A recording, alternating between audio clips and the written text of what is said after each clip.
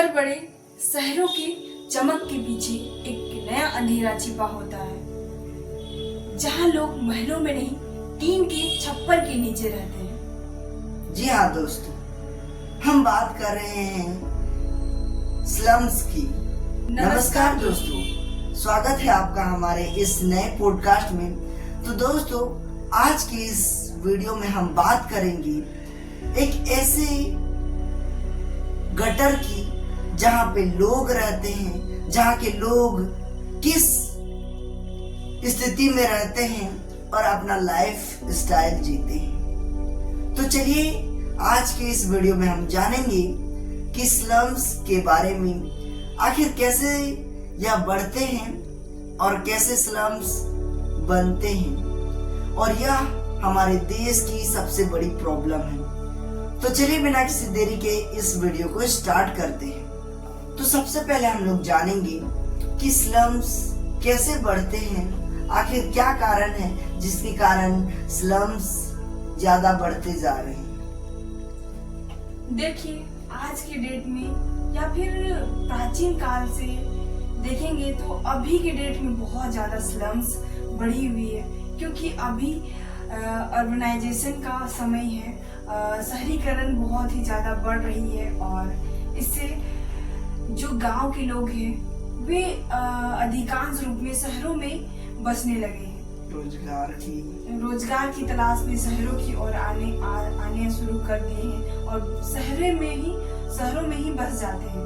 तो देखेंगे कि शहर में आखिर वे क्यों गांव से शहर छोड़ के आते हैं। जी हाँ, बहुत सारे ऐसे लोग जो गांव में रोजगार के कुछ काम के खोज में सब गांव इस शहरों की तरफ दौड़े आते हैं, लेकिन उनके लिए जगह कहाँ रहने के लिए, तो वही टीन के छप्पर के नीचे रहते हैं।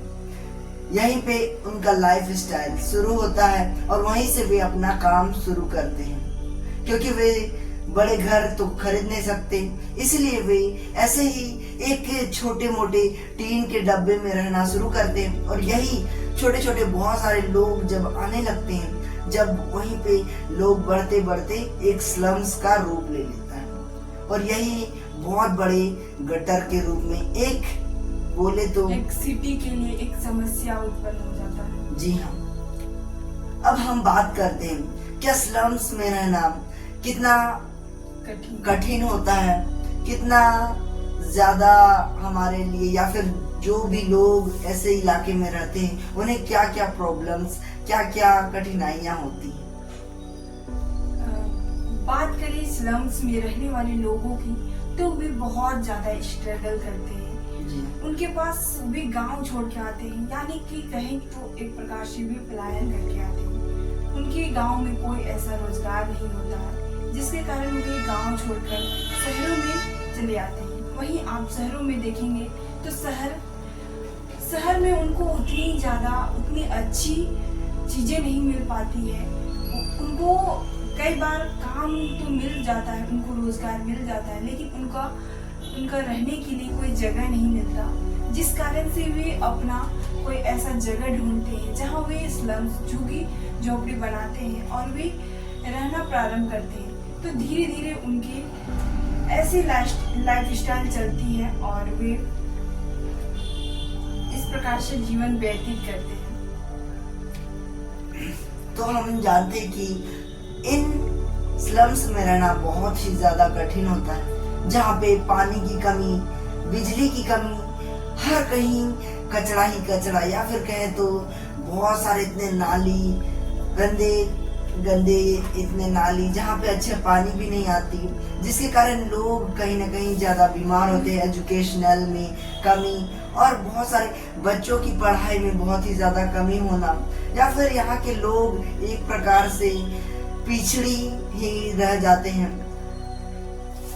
तो जितने भी जो स्लम्स में रहने वाले लोग होते हैं उनको बहुत अच्छी जगह नहीं मिल पाती है। वे पानी के लिए कहीं न कहीं उनको गंदे नाली से होते हुए जो पाइप होते हैं उनसे जल जो आता है वे उस पानी का वे यूज करते हैं और बहुत कठिनाई से वे जिंदगी जीते हैं। यानी कि कचरों के ढेर में जहाँ उनका बसेरा बसता है, वे ये मक्खियों के ढेर में वे बसते हैं। उनकी हेल्थ बहुत गंभीर स्थिति में होती है। बच्चे का जीवन भी बहुत खराब होता है। बच्चे कचरों के ढेर में खेल रहे होते हैं और वे उसी को अपना एक वातावरण समझ बैठते हैं और वही प्रदूषण ही उसका एक वातावरण होता है। उनको एक शुद्ध हवा नहीं मिल पाता है। जी हाँ, बहुत ही गंभीर स्थिति में वे होते हैं। उनके आसपास चारों ओर आप देखेंगे तो वे कितनी बड़ी मात्रा में प्रदूषण होती है। जी हाँ, और यही लोग जो हैं आखिर शहरों को चमकाते हैं, शहरों को बड़ा बनाते हैं, शहरों को चमकाते हैं। लेकिन वही बात करें इनकी तो यही लोग कहीं ना कहीं पीछे रह जाते हैं, क्योंकि उन्हें सही दिशा, सही रोजगार नहीं मिल पाता, सही उन्हें एक इंसानियत के रूप में मौका नहीं मिल पाता, जिसके कारण वे आगे नहीं बढ़ पाते हैं। क्योंकि जो बड़े लोग होते हैं वे सिर्फ अपना काम करते हैं, वे दूसरे को देखते नहीं कि उनके बारे में नहीं सोचते हैं, जिस कारण से वही लोग कहीं ना कहीं पीछे रह जाते हैं और इन गटरों में रहते हैं। जी हाँ, बहुत ही खराब स्थिति उन लोगों का जीवन का है। तो आप देखेंगे कि उनके जीवन में जो भी चीजें, हमारे जीवन में जो भी चीजें, अच्छी चीजें जो प्रोवाइड होती है, जैसे कि सड़क हो गया, जितने भी बड़े बड़े फ्लैट हो गया, वे ही बनाते हैं जो स्लम्स में रहते हैं। यानी कि वैसे लोग जो हमारी जिंदगी को बेटर करने में लगे हैं, लेकिन अपने जीवन को वे निछावर कर देते हैं। यानी कि अपना जीवन को दांव पर रखकर वे हमारे देश को चमकाने में लगते हैं और एक देश को ब्राइट बनाते हैं। बल्कि उनका जीवन बहुत ही दयनीय होता है, उनका जीवन बहुत ही दर्दनीय बीतता है। जी हाँ, यही लोग जो मजदूर दिहाड़ी का काम करते हैं बाहर से आके, या फिर मिस्त्री वगैरह, यही लोग शहर को बनाते हैं, चमकाते हैं। और अगर हम बात करें वहीं के जितने भी लोग जो रहते हैं, जो कूड़ेदान, कचड़ों में के ढेरों में रहते हैं बच्चे, और यही बात करें शहरों के बच्चों में, तो उनमें जो ह्यूमैनिटी पावर होता है वह बहुत ही अलग होता है। क्योंकि अगर आप देखेंगे, अगर छोटे बच्चों को वहाँ की, तो उनमें जो ह्यूमैनिटी पावर होता है वह बहुत ही ज्यादा होता है। क्योंकि वहाँ के बच्चे जो गंदे नालियों में रहते हैं, वही उनके पास वह ह्यूमैनिटी होता है, जिसके कारण वे उनको कितना भी ऐसे ठंडे इलाके में भी, ठंडों में भी वे ऐसे ही रह सकते हैं। अगर हम बात करें यहीं पे जो अमीर आदमी के जो बच्चे होते हैं, अगर वह उन्हें छोड़ दिया जाए तो वे वहीं पे उसी दिन बीमार हो सकते हैं। तो ये बहुत ही ज्यादा इस पे डिफरेंस है। तो आखिर हम कैसे इसे सुधार सकते हैं कि हम, या फिर जितने भी स्लम्स के लोग होते हैं, स्लम्स को कैसे कम किया जा सकता है, कैसे इसको दूर किया जा सकता है?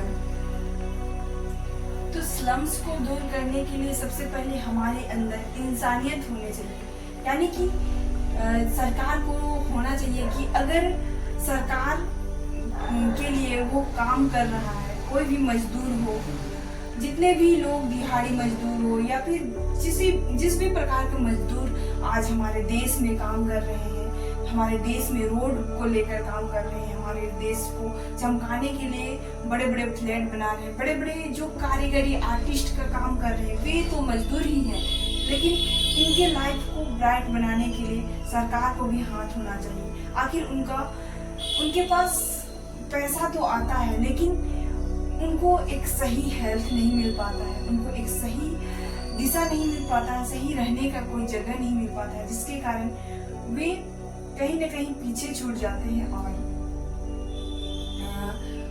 इससे हमारे सामाजिक, जो हमारे देश का जो चीजें हैं वो अच्छी नहीं हो जाती है। जी हाँ, क्योंकि इन्हें एक अच्छा मौका नहीं मिल पाता है।